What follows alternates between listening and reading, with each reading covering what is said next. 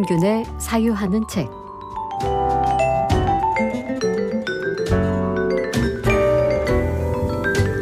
일상에 사유를 더하는 책 이야기 나눠보겠습니다. 오늘은 사유하는 즐거움을 알려주실 스페셜 게스트를 모셨습니다.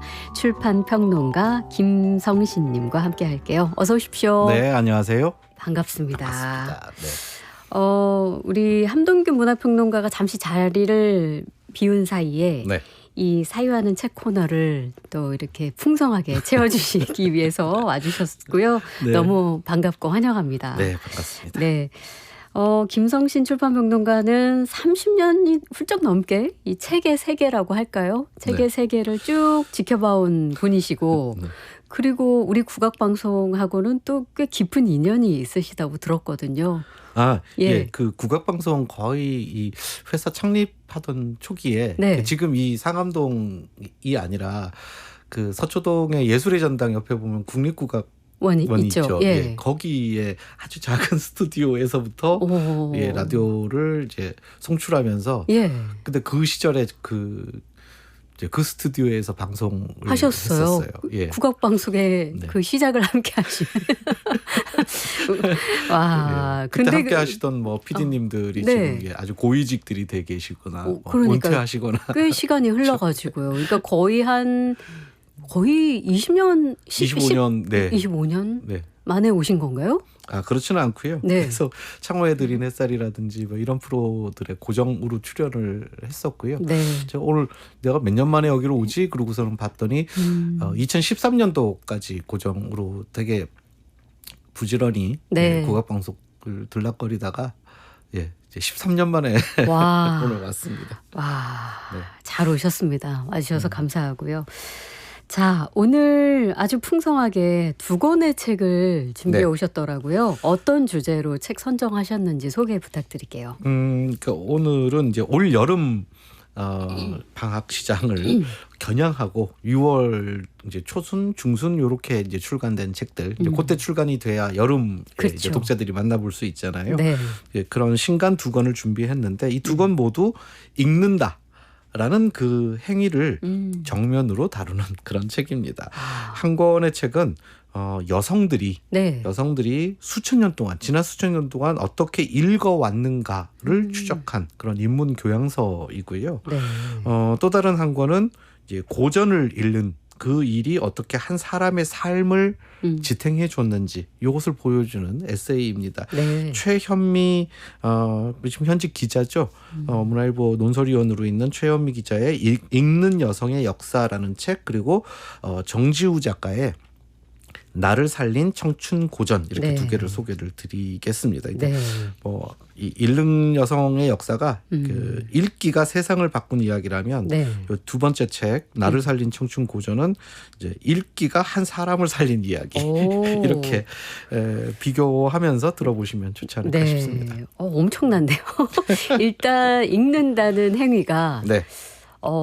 요즘 우리 네. 이 시대를 살고 있는 사람들에게는 그렇게 흔치 않은 일이 되어버려서 네. 일단 거기에 솔깃하기도 하면서 네.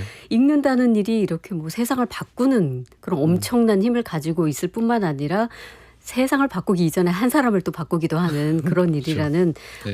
그런 이야기를 담은 책이라고 하니까 너무 흥미진진합니다. 자, 먼저 그러면 최현미 작가의 읽는 여성의 역사부터 만나볼까요? 네. 어크로스 출판사에서 지난 6월에 나온 책인데요. 이 저자인 최현미 기자는 문화일보, 그러니까 일간지 문화부에서 네. 30여 년을 일해온 언론인입니다. 근데 보통 문화부 그러면 또 부서가 좀 몇 개 나눠지잖아요. 맞아요. 미술도 있고 음악도 있고 공연도 있고. 네. 네. 이분은 이제 출판 문학 담당으로만 거의 30년을요? 예.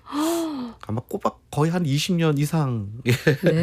일을 해온 걸로 제가 알고 있는데 네네. 이 책 담당 기자로서 그야말로 한 세대에 걸쳐서 한국 출판과 한국 문학의 현장을 지켜본 사람이다, 이렇게 볼 수가 있습니다. 네네. 그런데 이 책에서 저자의 시선은 그 무대 위에 올라가 있는 여성 작가가 아니라 이 객석에 있는 여성 독자를 향해 있습니다. 네. 그래서 아까 우리 방송 들어가기 전에 그런 이야기 하셨잖아요. 그 박혜진 아나운서께서도 어떻게 이런 책이 왜 없었지? 네, 그러니까요. 여성 작가를 조명한 책들은 정말 많고 네. 의뢰 그런 책들이 나오겠거니라고 생각을 하지만 여성 독자의 역사? 네. 그럴 법한데 근데 왜 그렇죠. 아직까지 없었지? 예. 그런 책들이 있어요. 가끔 받아 보면 예. 이런 책이 왜 지금까지 없었지 싶은 그런 그러니까 정말 그 책을 어떻게 보면은 잘 기획한 책이라는 생각이 들어요. 맞아요. 정말 예. 깊은 생각 끝에 그런 분야의 책이 없다라는 거를 딱 정확하게 알고 그러니까요. 그 분야에 대한 책을 그리고 또 음. 문화부 그 담당 기자가 쓰기에 너무 적합한 글이죠. 이게 네. 지금 우리나라 독자뿐만이 아니라 전 세계에 지난 수천 년 동안 네. 그러니까 그러면 얼마나 많은 기록들을 뒤져서 찾아내야 했겠습니까? 거의 근데 뭐 논문 쓰는 수준으로 취재하고 연구도 하고 그랬겠네요. 그렇죠. 예. 이게 뭐 어디다가 이렇게 인터넷에 쉽게 검색한다고 뭐 그렇죠. 나온 이야기도 아니고요. 그러니까 여러 문헌들을 뒤져야 나오는 이야기인데 아무튼 이 여성 작가에 관한 책은 말씀하신 대로 그동안 적지 않게 출간이 됐습니다. 그런데 이렇게 여성 독자의 역사? 제 기억으로는 이런 기획의 책은 저는 또 처음 봅니다. 네. 예. 네. 이렇게 바빌로니아 신전에서 문서를 읽고 기록하던 그런 여성에 관한 이야기. 이런 얘기들은 어떻게 찾아내는지 기가 막히기는 합니다. 그러게요. 예. 또 우리 21세기에 지금 현재 텍스트 힙 열풍을 그야말로 몰고 온 것도 한국의 여성 독자들이잖아요. 네, 네. 이렇게 뭐 동양과 서양, 고대와 현대 이런 것들을 가로지른 그런 아주 다양한 이야기를 담고 있는 책입니다. 이거 어떻게 들으면 여성 독자의 역사를 통사적으로 정리한 뭐 네. 약간 굉장히 방대한 그런 책일 수도 있겠네요. 그렇죠. 네. 그러면 그래서 계속 지금 그 지점이 좀 흥미로운데 네. 이렇게 쓰는 여성, 작가가 아니라 여성 독자에게 주목하게 된 계기가 있을까요? 그러니까 저자는 21세기에 들어와서 한국 여성 작가들이 이루어내고 있는 그 눈부신 성과들 이것을 이제 현장에서 목격했다고 합니다. 네. 실제로 저는 이게 그냥 말하기 쉬운 어떤 수사가 아니라 제가 한국문학번역원에서 그 심사를 해요. 그러니까 전 세계에서 한국의 작품들, 문학 작품들을 이미 저작권 계약을 해서 자기네 나라로 다 이제 출간을 계약을 해놓고 그렇죠. 그 다음에 번역비를 좀 지원해 줄 수 있나 하고 한국에다가 이렇게 요청하는 네. 프로그램이 있어요. 네, 네. 근데 그러니까 한강 작가 이후에 이 한국 문학 번역에서 꽤 많은 금액을 전 세계에다가 이게 이제 한국 문학이 전 세계로 퍼져 나가는데 일종의 마중물 역할을 하게 되는 거죠. 네. 근데 정말 어마어마하게 많은 책들이 신청이 들어옵니다. 그러면 이제 그 작품들 중에서 다 줄 수는 없으니까 네. 이제 이렇게 심사를 보게 되죠. 근데 정말 여성 작가들 압도적으로 많고요. 또 문학적인 성과도 엄청나게 크고 또 요즘에는 뭐 가령 이탈리아의 뭐 이렇게 관광지 같은 곳에 작은 서점 같은 데를 가봐도 네. 한국 책이 그냥 구색 맞춰서 가끔 있는 정도가 아니고요. 아예 섹션이 있나요? 네. 그래서 가장 잘 보이는 매대에 네. 이렇게 책들이 다 누워서 네. 요즘 한국 그 문학책들이 없으면 이탈리아에서도 서점 장사하기가 힘들다라는 이야기를 서점 주인들이 하실 정도로 이 K컬처, K북 그 트렌드가 네. 이 세계까지도 진짜 예. 이제 메인입니다. 어. 예. 근데 그 작품들을 또 놓고 분석을 해보면 거의 뭐 한 8할 정도는 여성 작가들의 작품들이거든요. 네, 그러니까 네. 정말 한국의 여성 작가들이 어마어마한 성과, 문학적 성과, 뭐 문화적 성과 이런 것들을 만들었다라고 볼 수 있는데요. 네. 그런데 이 저자는 이 정말 그 어떤 전문가답게 어느 순간에 그 너머에 그러니까 이런 어마어마한 성과 너머에는 한국의 여성 독자들이 있지 않았나? 예, 한국의 여성 작가들, 여성 독자들이 굉장히 그 어떤 팬덤이라든지 네. 예, 굉장히 열심히 읽어줬기 때문에 맞아요. 이것이 가능해진 예, 일이잖아요. 독자가 있어야 가능한 이야기니까요. 네. 예. 사실 저는 근데 이 대목에서 올해 초에 아주 재밌는 뉴스 하나가 떠오르기는 했습니다. 네. 그러니까 올해 2026년 이상문학상. 네. 그 우리나라에서 가장 권위 있는 문학상 중에 하나잖아요. 네, 네. 근데 전원 여성이었습니다. 저도 그 기사 본 기억납니다. 네. 그러니까 이상문학상은 뭐 대상 수상자 한 분뿐만이 아니라 이렇게 추천 우수작들 같이 이렇게 뽑잖아요. 네, 네. 근데 1982년에 네. 그때가 이제 제6회 이상문학상이었거든요. 네. 그때는 수상자 전원이 남성이었습니다.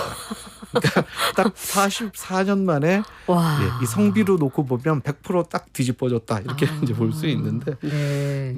그 사람들은 이런 이유로 여성 작가들의 활약을 이야기합니다. 근데 맞는 말이지만 저는 그 답이 한 절반 정도 맞는 답이다. 그러니까 나머지 절반의 답, 그러니까 그 작가들을 읽고 작가들을 지지하고 그 작가들을 정말 밀어올린 그런 여성 독자들에 관한, 바로 이제 이 책은 그분들에 관한 이야기를 하고 있는 겁니다. 네.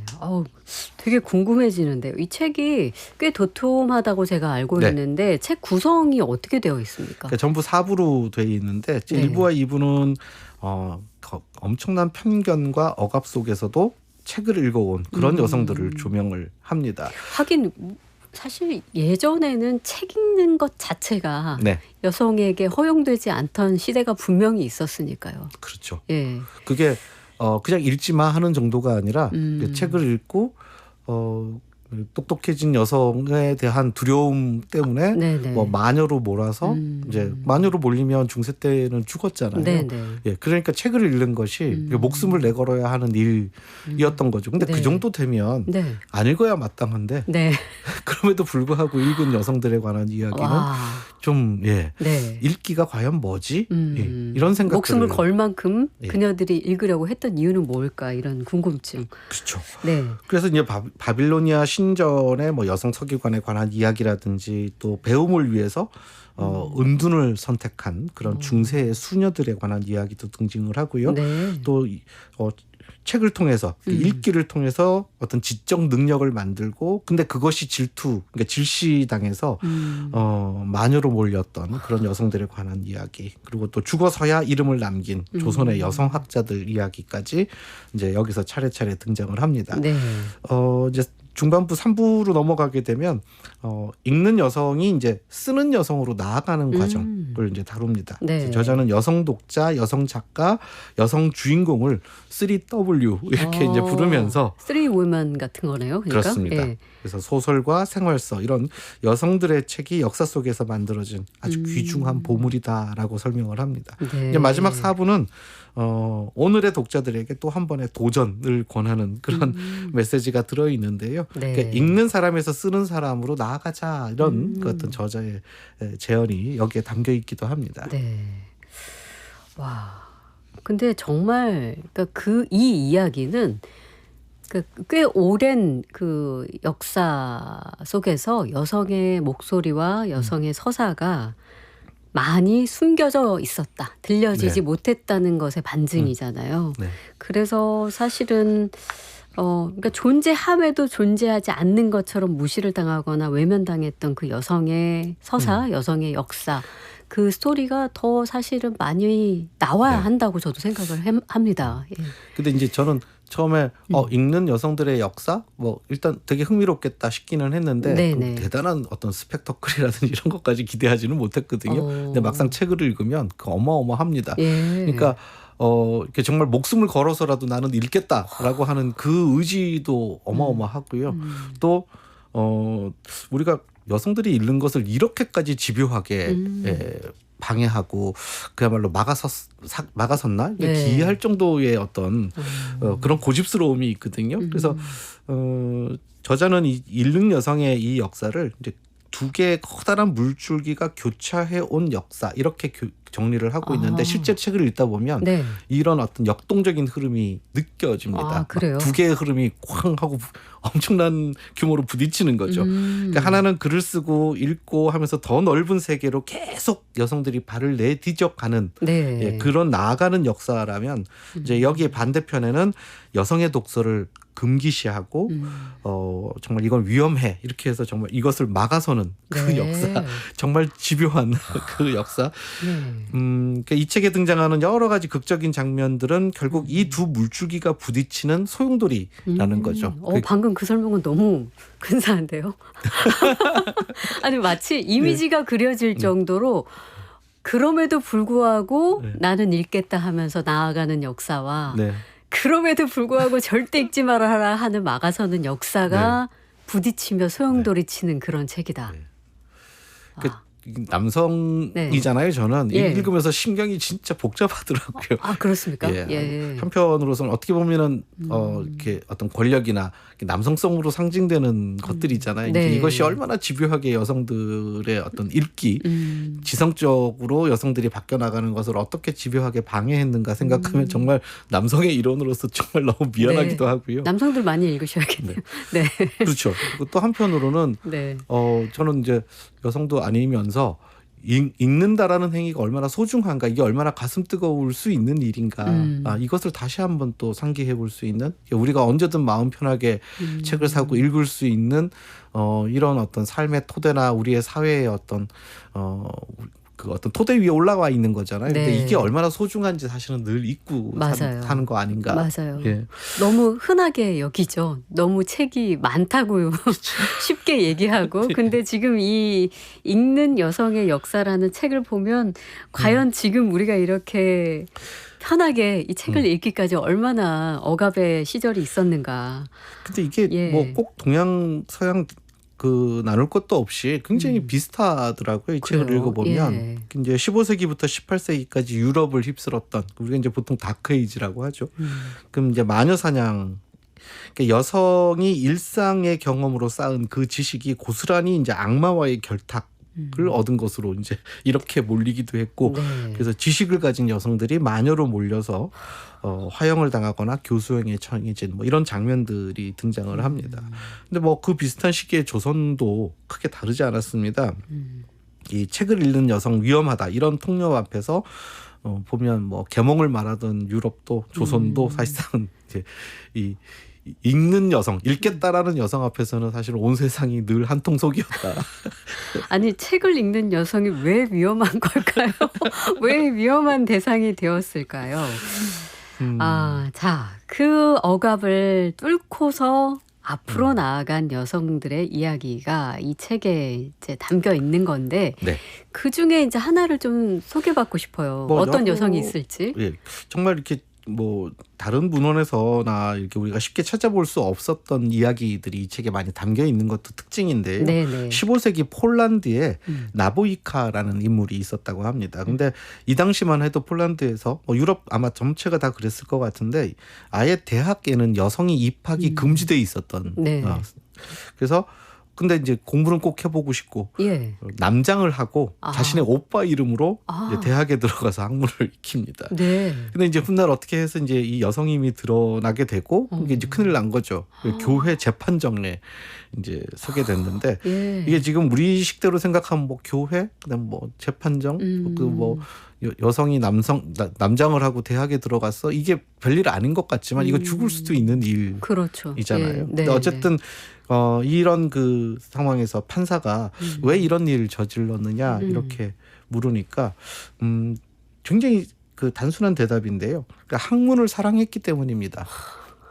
근데 저는 이게 이 책 읽다 보면 되게 가슴 찡하게 와닿습니다. 예. 이 한 문장이 이 책 전체를 요약하는 것 아닌가. 그야말로 읽는다라는 그 행위에 목숨을 걸어야만 했던 시대가 네. 따지고 보면 그리 멀지 않은 그런 시대였구나라는 것들을 또 이렇게 실감하게 됩니다. 그러네요.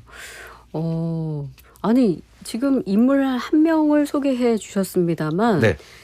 이렇게 이제 듣기 시작하니까 이외에 또 어떤 그 읽는 여성이 얼마나 세상을 헤쳐가면서 읽으려고 고군분투했을까 궁금해지는데, 혹시 또 이 인물 말고 좀 인상적이었던 그런 대목이 있을까요?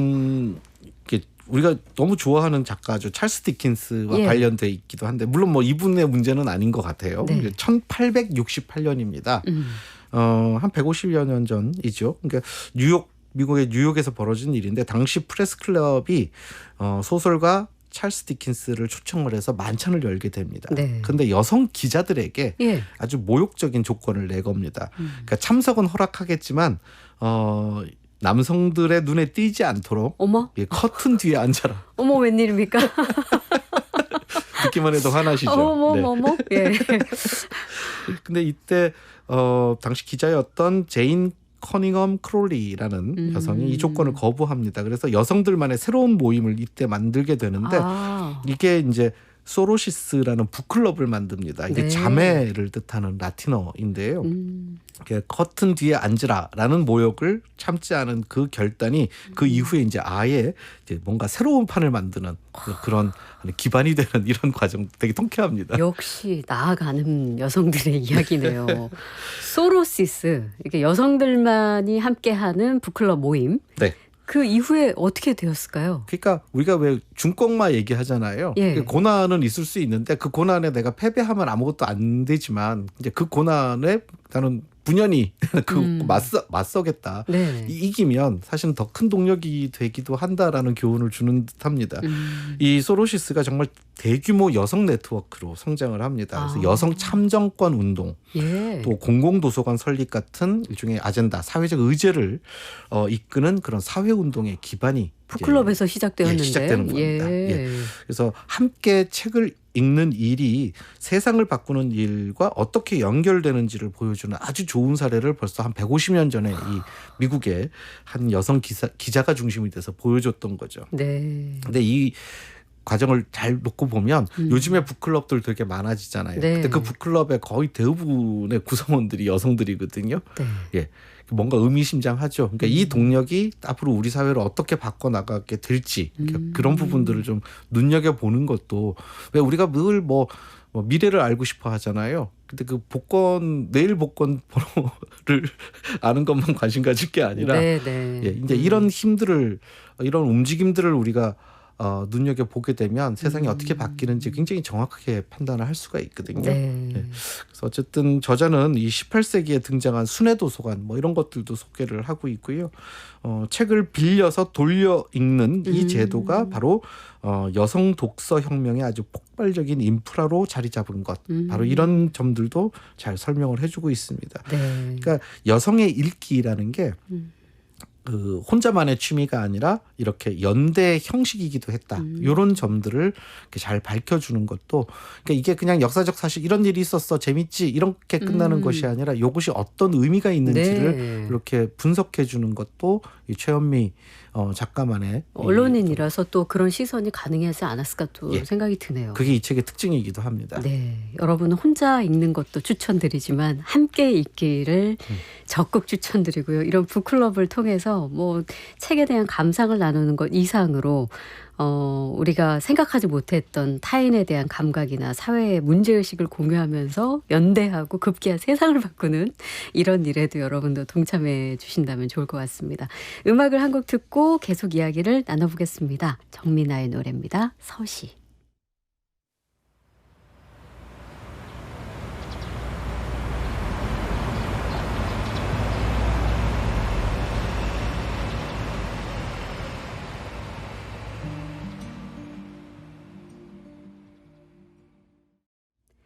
정미라의 노래 서시 함께 듣고 왔습니다. 카카오톡 오픈 채팅방으로 또산님께서 분야는 다르지만 린다 노클린의 왜 위대한 여성 미술가는 없었는가라는 책도 같은 문제의식에서 출발한 것 같습니다 하고 좀 귀 쫑긋하고 또 이 책 소개 잘 들어주고 계십니다. 감사합니다. 국악방송 박혜진의 문화시대 함동균의 사유하는 책 코너 오늘은 스페셜 게스트인 출판평론가 김성신님과 함께하고 있습니다. 지금 유튜브에서 박혜진의 문화시대를 검색하시면 보이는 라디오로도 함께하실 수 있습니다. 자, 최현미의 읽는 여성의 역사라는 책을 살펴보고 있는데 이거 뭐 설명을 워낙 잘해주셔서 그런 건지 계속 이게 이야기를 듣고 싶은데 네. 이 두께가 한 350페이지가 넘는 인문교양서라면서요. 그래서 독자들이 부담을 느끼지는 않을까 약간 걱정은 됩니다만 어떻습니까? 제가 최현미 기자님 이 책 내고 나서 만났거든요. 예. 이거는 700페이지짜리여야 했다.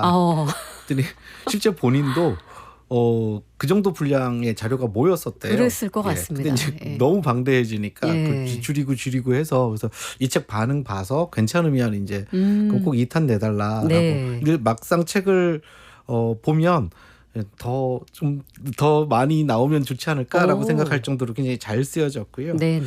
근데 이제 저자가 최근 독자들과 만난 자리에서 이런 조언을 내놨습니다. 이렇게 책을 읽는 것은 굉장히 다양하다. 읽는 방법이 그러니까 뭐 넘겨 읽거나 띄엄띄엄 읽어도 괜찮다. 그러니까 꼭 완독하겠다 이런 부담보다는 유연하게 뭐 해도 된다. 저도 이거 늘 강조하거든요. 네, 네. 책 잘 읽는 사람은 책을 잘 덮어서 버리는 사람이기 네, 때문에 네, 네. 예. 우리가 뭐 한글 못 읽는 사람도 아니고 나한테 도움도 못 주고 감동도 못 주는 책을 끝까지 붙들고 있는 건 사실 그 어떤 독서의 기회비용까지 날리는 거잖아요. 네. 그리고 오히려 독서의 즐거움을 해치는 것 같아요. 네. 예. 네. 그러다 보면 막 뭐 근데 우리가 늘 이렇게 농경사회 전통인 것 같기도 해요. 뭔가 완수했다. 네. 끝까지 내가 마지막 페이지까지 참고 견뎠다. 뭐 이런 것들에 대해서 성취감을 느끼는지 모르겠는데 독서는 안 그렇게 하시는 게 네. 이게 뭐 무슨 얘기인지 알겠어. 그리고 더는 재미가 없어라고 어. 생각하면 그냥 바로 즉시 덮고 또 새로운 책으로 넘어가고 네. 저는 이런 독서법을 권하기도 하는데 맞아요. 그 다독하는 거랑 병렬 독서 진짜 추천하죠. 네. 예. 네. 예. 여기 그 최현미 기자도 똑같은 아무데나 펼쳐서 읽어도 된다. 근데 정말 그래요 이 책은. 예. 옛날 이야기 궁금하면 뭐 수천 년 전 여성 이야기 읽어도 좋고, 네. 예, 뭐 근대 이야기를 읽으셔도 좋고, 우리 여성 독자들에 관해서 읽으셔도 좋고. 아니 이 책을 예를 들면 이제 북토크 저자와 독자가 만나는 자리에서 이 책을 함께 이야기하는 장면이 조금 잠깐 상상이 되었는데 독자로서 굉장히 흥미로울 것 같아요. 지금 우리는 이렇게 읽고 있어요라고 지금의 네. 현재의 우리 읽는 여성들의 이야기도 함께 공유가 될 것 같아서 네. 좀 기대가 많이 되네요. 근데 생각해 보면 네. 우리 굉장히 자유로운 것 같지만 그러니까 가령 근로 시간이라든지 이런 것들을 놓고 봤을 때 만약에 먼 미래의 시각으로 놓고 보면 책 읽는 것에 대해서 특히 여성들이 현대 여성들이 책 읽는 것에 대해서 우리 사회가 그렇게까지 호의적인가 또 생각해 보면 이 책의 관점에서 좀 네네. 메타 인지적으로 우리가 지금 우리의 모습을 봤을 때 우리는 막 과거에 비해서 막 월등하게 좋은 환경이야만 생각할 수는 없다는 생각도 네, 들어요. 네, 예. 네.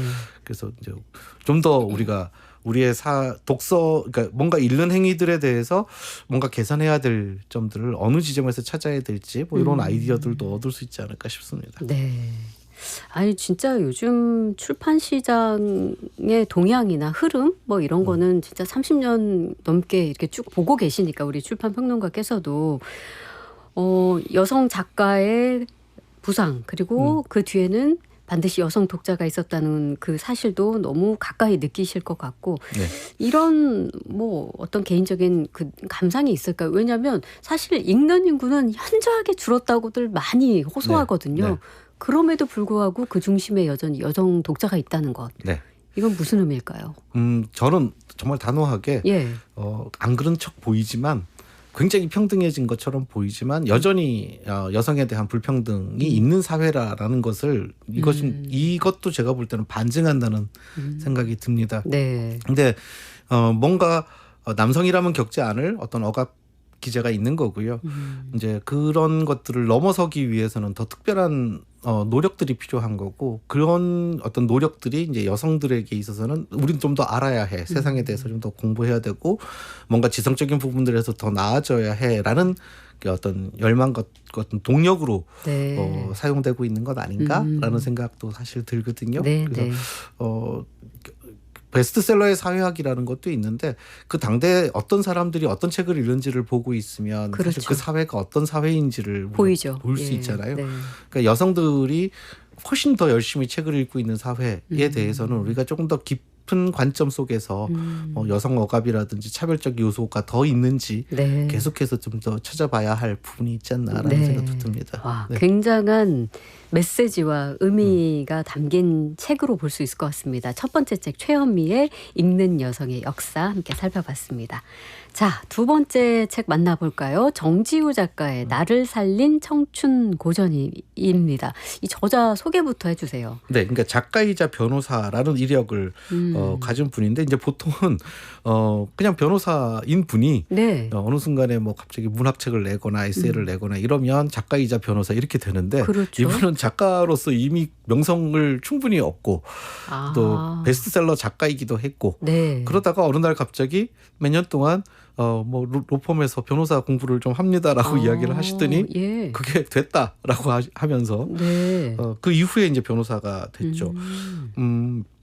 지금까지 무려 뭐 20대부터 시작해서 20여 건이 넘는 입문서와 에세이를 써왔고요. 네. 인스타그램에는 절망이 없다 같은 그런 책으로 굉장히 잘 알려져 있습니다. 네. 또 SNS에 늘 일상의 사유를 이렇게 꾸준히 올리면서 이 대중과 소통해온 그런 작가이기도 합니다. 저도 종종 그 글을 읽거든요. 네. 굉장히 성실하고 그 삶의 디테일들을 굉장히 놓치지 않으려는 그 네. 감각이 좋더라고요. 그렇죠. 예. 네. 근데 가끔 읽다 보면 어떻게 이분은 제가 알기로는 이제 막 한 30대 후반에서 40대 초 네. 이렇게 되는 연령으로 알고 있는데 그 60대 분들도 감동받으면서 그렇지라고 감탄하면서 읽게 만드는 게 정말 세대를 아우르는 공감을 만들어낸다 그럴까요? 근데 네. 굉장히 좋은 그런 사유와 문체를 가지고 있는 작가가 아닌가 귀한 작가는 생각이 드는데 네. 오늘 소개해드리는 이 책, 그러니까 이 원래 한 10년 전에 이미 출간이 됐었던 책입니다. 나를 살린 청춘 고전이라고 이제 제목까지 바뀌었는데 예, 고전에 기대는 시간이라는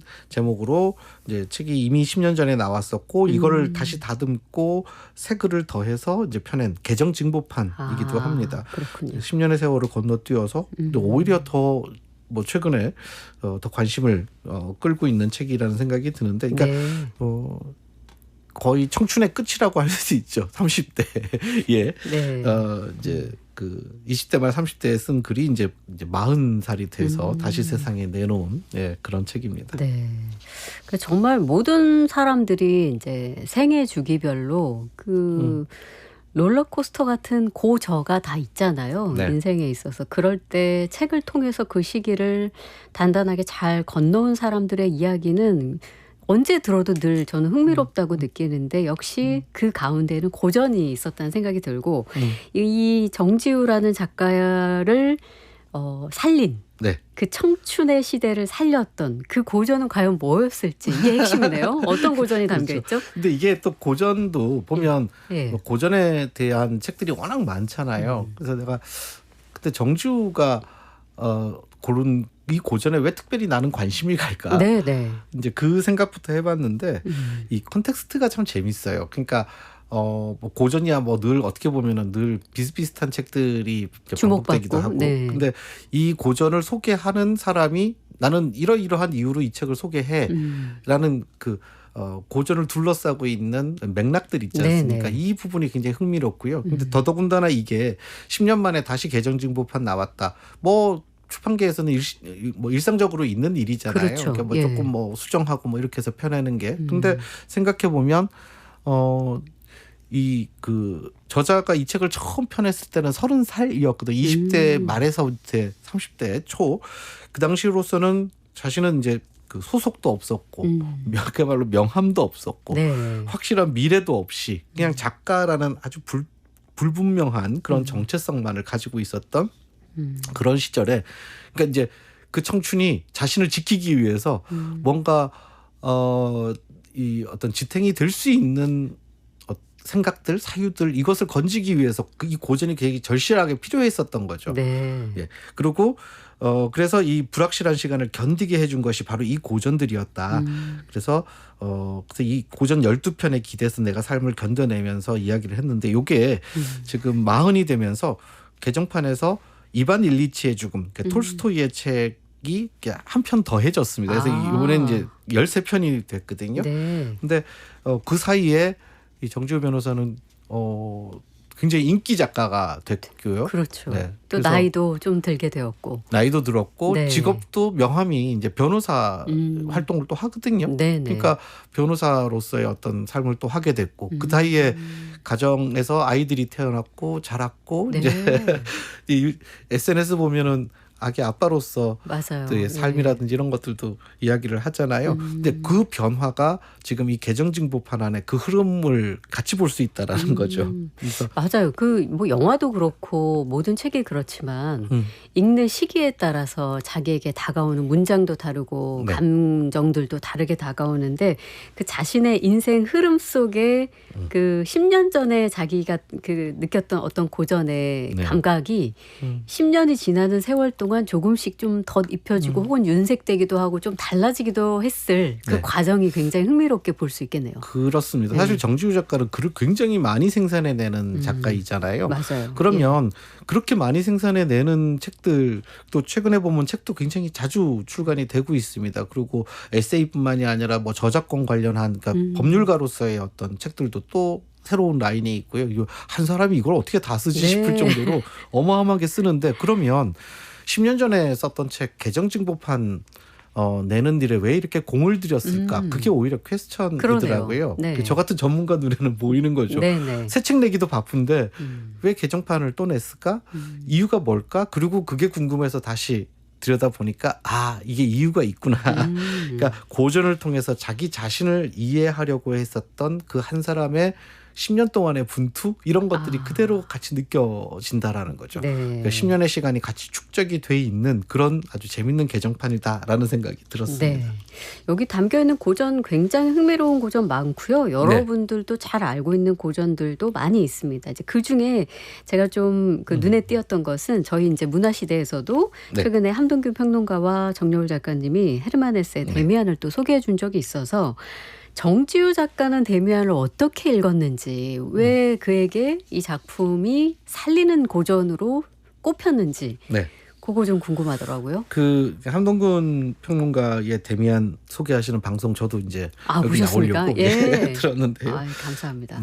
그러니까 나는 내 삶을 살고 있는가라는 질문으로 이제 이 책을 다루신 듯했습니다. 근데 네. 정지우 작가가 데미안을 다룬 그 장의 제목이 바로 자신의 운명을 적극적으로 찾는 삶 이렇게 돼 있습니다. 네. 그러니까 그 질문과 정확하게 이어지는 셈인데요. 그러니까 알을 깨고 나오는 새의 이야기를 저자는 이 30살 무렵에 자신의 처지에 폭에서 읽고 있습니다. 네. 그러니까 남들이 정해놓은 궤도가 아니라 자신의 운명을 스스로 찾아 나서는 그런 삶이 무엇인지 이것을 고전의 문장과 자신의 삶의 문장을 나란히 놓고 여기에다가 질문을 던지고 있는 겁니다. 네네. 그래서 그 방송 들으신 청취자분들이라면 이 같은 책이 한 사람의 그 삶 속에서 또 어떻게 다르게 읽히는지 이런 것들을 비교해 보시는 그런 재미도 있지 않을까 그런 생각이 듭니다.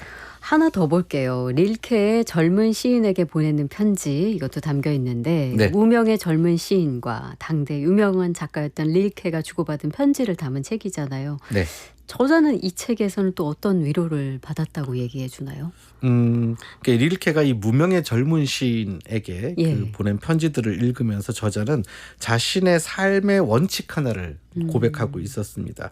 그러니까 두려움으로는 그 어떤 선택도 하지 않겠다. 이런 뭐 거의 결기에 가까운 이야기를 펼치고 있는데 그러니까 안정된 길이 아니다라는 두려움. 네. 또 내가 남들보다 뒤처질지도 모른다. 이런 두려움으로 인생의 중요한 선택들을 하지는 않겠다라고 이야기를 합니다. 그러니까 소속 없이 글만 쓰면서 버티던 그 이제 정지우 작가죠. 그랬던 그 한 청년이 이 원칙이 과연 어떤 무게였을지 짐작이 가는 그런 대목이기도 하거든요. 그래서 저자는 이런 원칙을 지키면서 어려운 삶을 버텨낸 그 자신의 집념을 바로 이 릴케의 문장에 기대서 풀어내는 이런 이야기들을 보여주고 있거든요. 저는 이 파트 너무 궁금합니다. 특히 지금 청춘들에게 굉장히 메시지가 있을 것 같은데 많은 사람들이 이제 그 쫓기면서 달려가는 한 방향에 그 부대껴 있잖아요. 네. 그래서 내 방향이 어디일까 사실 돌아보기도 어려운 처지인데 네. 두려움으로 어떤 선택도 하지 않겠다. 이 말은 너무나 그 강한 메시지가 있는 것 같아요. 네. 저 개인적으로는 이거하고 거의 비슷한 메시지인데 이제 제자들한테 나 후배들한테 해주는 이야기 중에서 그 세상의 그 어떤 선택도 뒷걸음질 치면서 한 선택이 나에게 옳았던 적이 없다. 네. 모든 선택은 내가 앞으로 걸어가면서 해야 되는 것이다라는 이야기를 하는데 네. 저는 정지우 작가하고 저 이런 면에서 되게 공감이 많이 갔어요. 거의 비슷한 이야기라는 생각이 들었거든요. 네. 네. 그러니까 내가 뭔가 하고 싶은 게 있어서 하는 거하고 이거를 하면 안 될 것 같아서 그걸 놓고 어쩔 수 없이. 예. 예. 그리고 남은 차선들이나 뭐 아니면 차악들이나 이런 것들 쪽에서 뭔가를 계속 골라나갔을 때 내 인생이 어떻게 됐을까라고 생각을 해보면 네. 예. 자신이 정말 하고 싶은 일을 해야 한다라는 생각을 하게 되는데 이 정지우 작가는 바로 릴케의 문장을 보면서 그런 네. 생각들을 했던 모양입니다. 자, 다 소개해드릴 수가 없어요. 13편의 고전을 이 정지우라는 작가는 어떻게 청춘 속에서 자신을 살리는 문장들로 고전으로 읽혔는지 여러분 함께 읽어주시면 좋을 것 같고요.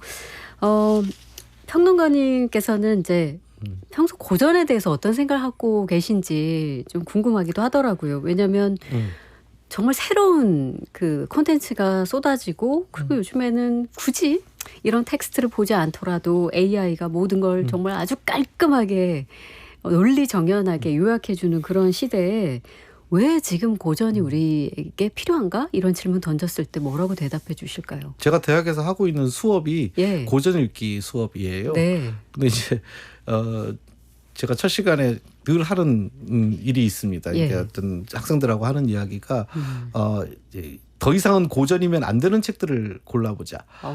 네. 우리는 고전의 권리가 있다. 근데 늘 보면 고전의 목록을 뭐 누군가가 만들었는지는 모르겠지만 리스트가 있죠. 예, 그 리스트가 그러면 이게 거의 절대 모류처럼 네. 예, 그냥 경전처럼 받아들이고 그냥 무조건 몸에 좋은 건가 봐. 뭐 이렇게만 생각하는데 다 의심해 보자.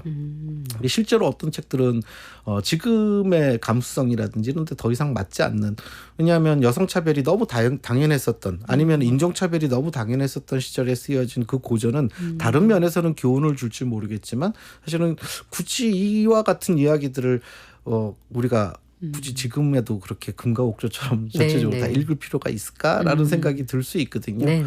그래서 꼭 뭐 그 책을 모욕하자라는 의미가 아니라 그렇게 비판적인 관점에서, 그리고 새롭게 읽자는 예. 거죠. 예. 고전은 집단지성이잖아요. 인류가 뭐 모두가 다 힘을 합쳐서 읽어보고 이 책은 다음 세대가 읽어도 마땅해라는 네.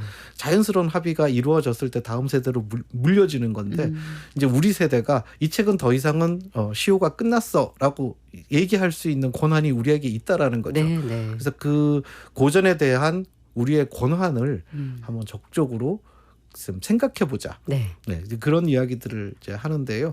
그러면 고전을 훨씬 깊이 있게 읽을 수 있습니다. 그러네요. 네, 제가 예, 권해드리고 오히려 또 싶은 부담이 방식입니다. 사라지네요. 예, 고전의 그 무게감을 덜어낼 수 있으니까. 네. 자, 마지막 질문이 될 것 같습니다. 최현미의 읽는 여성의 역사, 그리고 정지우의 나를 살린 청춘 고전, 이렇게 두 권의 책 소개해 주셨는데 네. 두 책의 의미 짧게 정리 부탁드릴게요. 읽는 여성의 역사가 읽기가 세상을 바꿔온 그런 역사의 기록이라면, 나를 살린 청춘 고전은 또 읽기가 한 사람을 일으켜 세운 내면의 기록이다, 이렇게 볼 수 있습니다. 네. 한 권은 수천 년을, 또 한 권은 한 사람의 10년을 다루지만 두 권의 책이 내리는 결론은 한 자리에서 만나는 듯합니다. 그러니까 읽는다라는 건 세상에서 가장 조용한 그런 행위지만 그 조용한 행위가 세상도 바꾸고 사람도 바꿀 수 있다라는 네. 것을 알려주는 것이 아닌가라는 생각이 듭니다. 네. 출판평론가 김성신님과 함께한 사유하는 책, 오늘은 최현미의 읽는 여성의 역사, 그리고 정지우의 나를 살린 청춘 고전 함께 읽어봤습니다. 오늘 정말 감사했습니다. 네, 즐거웠습니다. 네. 고맙습니다.